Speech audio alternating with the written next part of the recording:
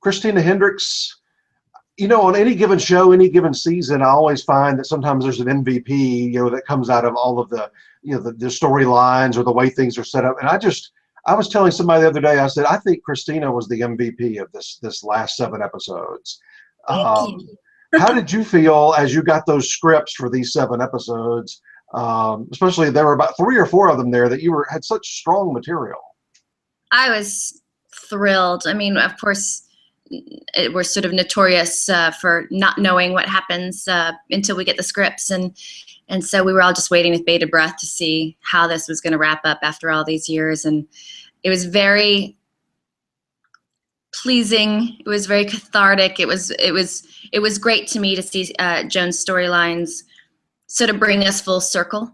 It's a struggle that she's been having since the beginning of the series, and she's grown and changed, and there's been so many things to sort of end up at square one and seeing the same kind of treatment towards her, and it's just so frustrating, and yet she still sort of comes out on top. I was very, very happy to see that ending. She, from the very, very beginning, early days of Mad Men, like you say, she had worked her way up through the system so well, and being a small agency, they had become so accepting of her and what she did, most of them at least, in that era and the 60s. But like you say, when they joined this huge, massive new firm, it just all changed again. Yeah, obviously for all the characters. I mean, Don certainly doesn't respond well when he gets there. And they anticipate it, when they find out that they're being sort of dissolved and brought over, it just absolute fear sets in for everyone. And they sort of know that they've got a unique situation going on for themselves. And sure enough, so it proves to be true.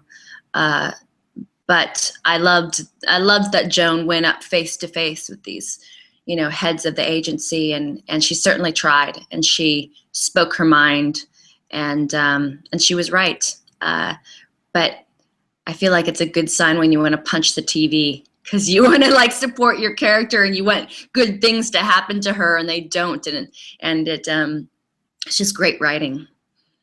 One thing I want to walk through this season a little bit, but the first episode that we saw here in the spring was called Severance, and one of my favorite moments in there, like I think every season you have a couple of really good Joan Peggy moments, and in that particular one, you have gone over to the agency. They're not absorbing you yet in terms of bringing you over, but you have to go over there for a meeting, and it doesn't go well at all.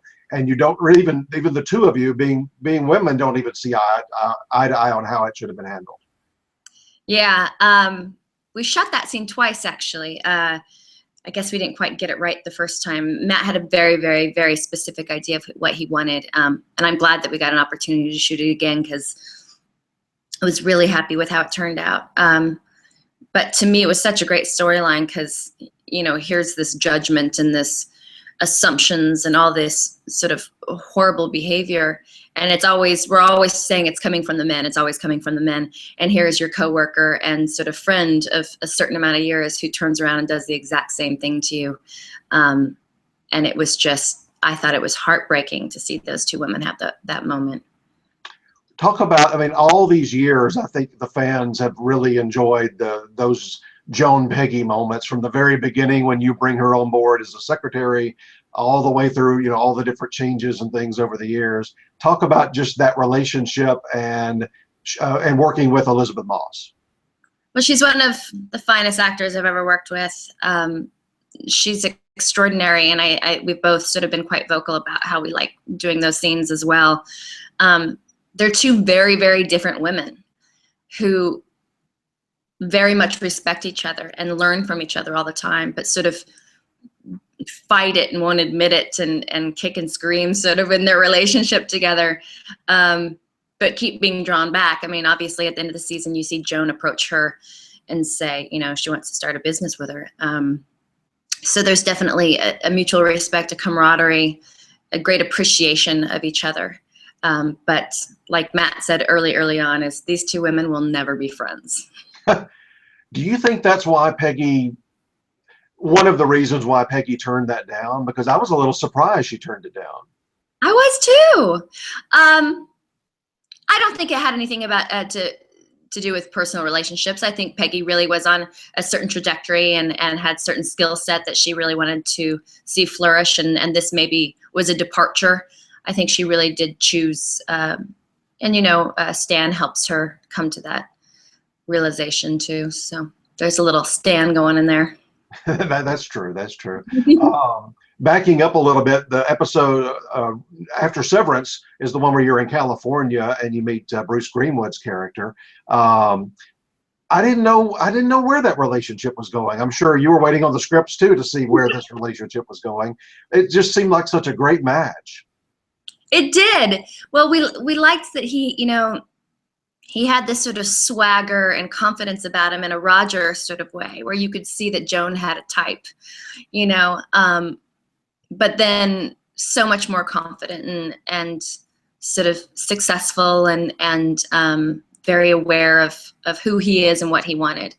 And it did seem like a very good Joan match. And yet it wasn't. He was in a different place in her life and she wasn't ready to compromise. And we've seen her stay firm about what she wants and her needs several times now. So it was consistent and it was a little bittersweet. You wanted her to find love, but not if it's not the right thing. Yeah, it turned out, with that ending that, she chose the career trying to, to start her own new career over that, in a way over that relationship, because he basically said, it's me or the new job. We're not going to have both here. Plus, he never was really fully sold on kind of starting back over, raising another child after his others had grown up. No, he wasn't into baby Kevin. And of course, baby Kevin is Joan's main priority. So yeah, he was very uncertain about that to begin with. And I think, when he comes back to her and says, I screwed up, here's flowers, let's try again. I'd love to meet your mom. I'd love to meet the kid. And she's like, I think she even says like, we'll see. Okay, we'll see. And she was seeing, but she wasn't going to give her dreams away for this guy. Well, and I think some people in our forums and on other sites I saw too, and correct me if I'm wrong here, when she said, I don't know the exact wording, but said to him about, well, I'll send him off to a boarding school. Was that just a test from her to see what he would say? Or was she really willing to do that?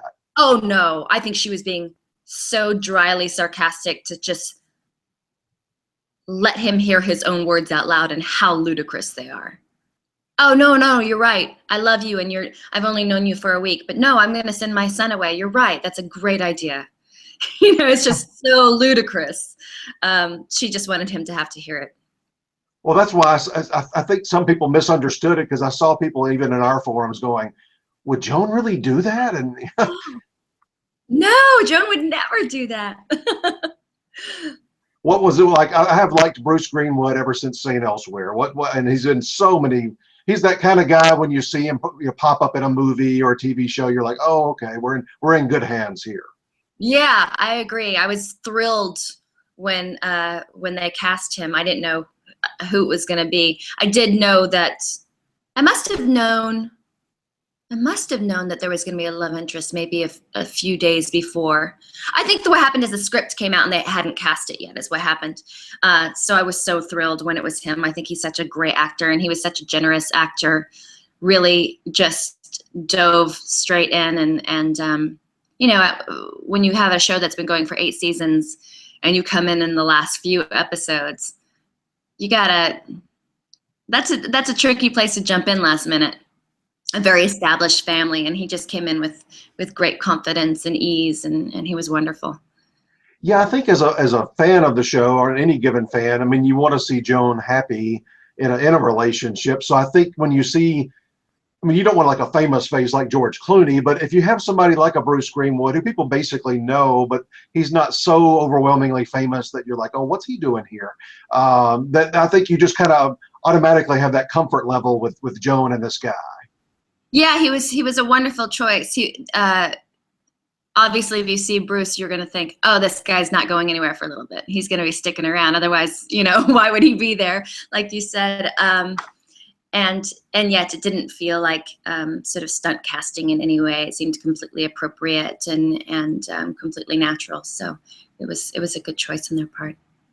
And it was certainly right in Matt's wheelhouse to, kind of pull the bait and switch on that. I mean, you think, okay, this is going to be the guy for her for 3 or 4 episodes, and in that finale, he can't handle the kid and the new job, so he walks. Yeah, I had no idea. I really thought, okay, this is how it ends for Joan. She falls in love, and my fear was that she would fall in love and leave work and go home and be a housewife, which is exactly what I did not want for her. So I was pleased that she stuck to her guns. And you just have to imagine here, unless Matt told you something, but do you think that career, that new business she started took off and she was very successful? Of course. She's Joan.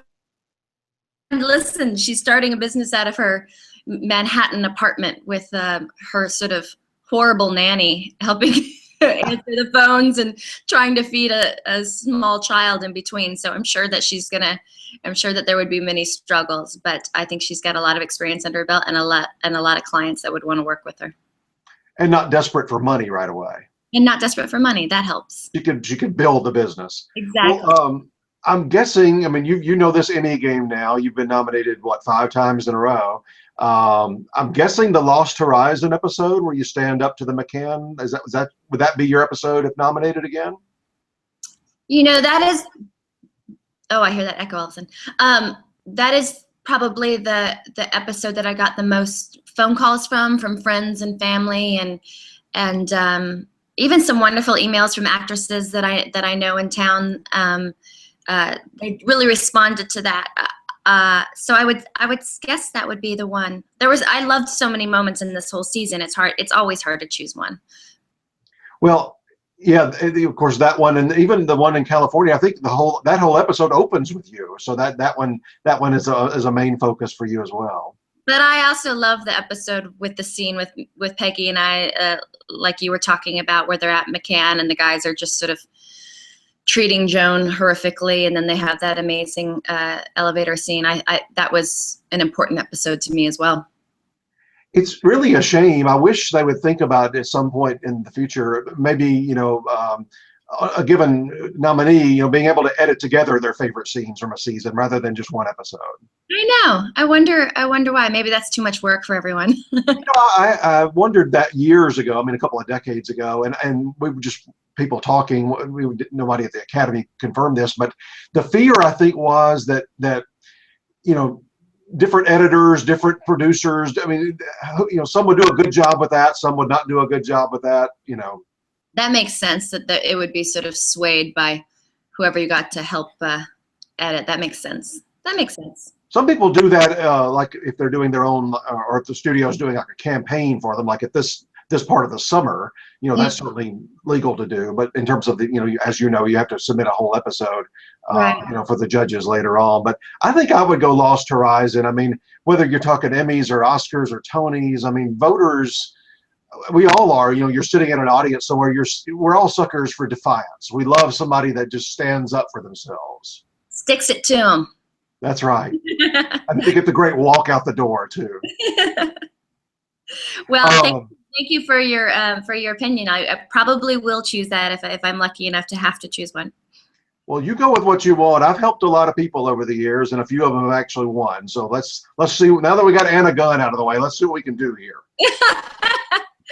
Anna Gunn, she's wonderful. Oh my gosh. I know. At least it ought to be a really interesting year. That whole drama side with Breaking Bad going, they won series, Brian won, Aaron won, and Anna won. So we're going to have a lot of new drama winners this coming year. I know. Time to switch it up. Time for it. Just a couple of last questions. The final week of shooting, what was your final moment that you shot? My final moment was the actual final moment. The last day of shooting, I think Matt specifically tried, there were sort of bits of montage, sort of smaller scenes at the end, and a lot of us shot him that day. So to add to it being already incredibly emotional. We were actually playing our last moments, so it was quite heavy of a day, and so special and emotional, and it hasn't really, here it is a year later, and it hasn't really settled in quite yet. I'm really missing that whole team of people and the way they work together, and I just, they were just spectacular. Everyone over there was spectacular. And another great moment in the finale was, you know, we always love a good Roger and Joan scene, and he comes to your apartment to tell you about the inheritance, which I thought was a great scene. Yeah, it was a good scene. It was, you know, sort of letting him be a part of the family as much as she felt comfortable with, and feeling like her son was going to be safe and cared for, and that they can have a laugh. They can have a laugh about the fact that, you know, he's fallen in love with Megan Draper's mother, and you know. That kind of shocked her that he actually went with somebody closer to his own age. Well, I love when, you know, she just has a moment to just go, God, that's wonderful, or that's amazing, or something, and she just has such a laugh about it after all the secretaries and things she's had to watch day to day in the office, that he ends up, you know, with a mature, if not crazy, woman. And I think we've talked about this before, but now that it's all over, and I guess it's been a year now since you shot it, just working with John Slattery all those years. It's just, he's so special to me. And, you know, the fact that he asked me to work in his film that he directed was such an honor. And we just have a very huge respect for one another. And he has made me such a better actress by getting to do scenes with him. I think, you know, doing scenes with him, I thought, oh, an actress is always trying to have that very, very real, honest moment. And I always have them with him. And there's nothing that feels better than walking out of a scene and having that feeling. So I'll always be grateful to him. And last question, what was it like watching the finale, especially since you shot it so far from the time you actually got to see it? I had forgotten a few things. I had my best friends and my family come watch it at the house with me. I knew it was going to be really, really emotional, and I needed it to be in sort of a safe, intimate setting. So all my best friends were there, and it was okay. I thought I was going to cry a lot more at the end of it. But I was just so proud of it. And I immediately said, okay, so if you don't like it, you can tell me, because it's over, so it doesn't matter now, so be really honest.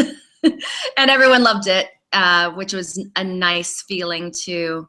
And everyone wanted to talk about it in the different moments. And so I got to just sit there and enjoy hearing other people enjoy it. And what a great idea for the last shot that you see is John Hamm with the big grin on his face. So good. So good. You know, to me, the ending is just perfect. And of course, that advertisement is so iconic. I remember it so well as a child, that I just thought it was, you know, that he's gone on this great journey, and at the end of it all, he comes up with the best Coke ad. I just thought that was brilliant. Dollar signs already in his eyes. Exactly. But for the right reasons. Maybe for the right reasons. I also think he's competitive, and I think when he sat in that room full of Don Drapers at this new agency, he wanted to win, and he usually does. Yeah. Maybe you will. Maybe we finally get you an Emmy here in September. Oh, well, you know, fingers crossed. Well, thank you so much. You and I have talked at least 2 or 3 times over the last few years, and I've talked to so many of the Mad Men people. I feel like I've been on part of the journey myself. I know you have been. Well, good luck with all that. Hope you have a great summer. Thank you. You too. Bye-bye.